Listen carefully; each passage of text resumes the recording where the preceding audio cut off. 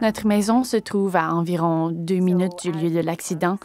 En arrivant, nous avons vu toutes les ambulances. Nous savions qu'il y en avait et elles ont commencé à partir. Les 4 rues étaient bloquées. Nous avons dû nous stationner assez loin et courir jusqu'à l'intersection. Puis, nous nous sommes rendus à l'hôpital Victoria. Il devait être environ 6 heures du matin. On nous a dit que nous allions la voir, qu'il fallait être prêt. Puis, avant que l'on dise autre chose, un aumônier est passé devant nous et j'ai su immédiatement que quelque chose n'allait pas. Nous sommes ensuite allés vers la salle de réanimation. Ce n'était pas très loin, mais ça m'a paru comme l'une des plus longues marches de ma vie. J'ai commencé à trembler, comme en ce moment.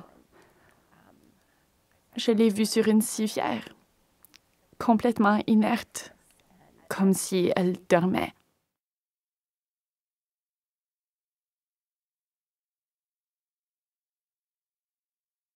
Personne ne peut se préparer à une telle chose. Il n'y a pas de mots. Pas de mots pour décrire ça.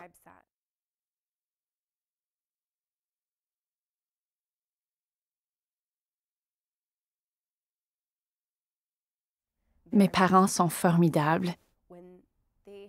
La mort de ma sœur les a complètement renversés. Ils ne sortent plus beaucoup de la maison. Ils regardent rarement les photos de ma sœur. C'est difficile de regarder des vidéos d'elle. C'est même dur d'écouter la musique sur laquelle elle dansait. Très dur, car je la revois en train de danser. Je l'imagine. Lorsqu'un tel événement se produit, la vie change. On n'est plus certain de rien. Je me pose bien des questions.